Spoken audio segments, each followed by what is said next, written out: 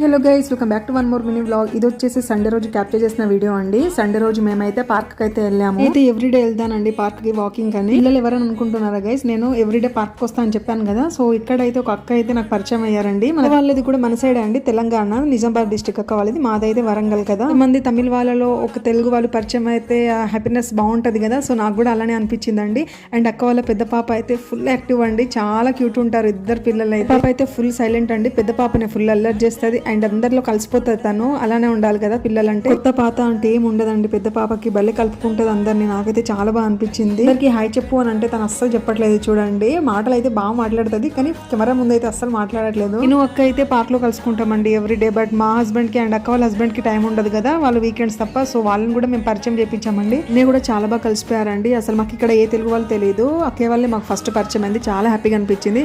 If you like our videos, please do subscribe. By by.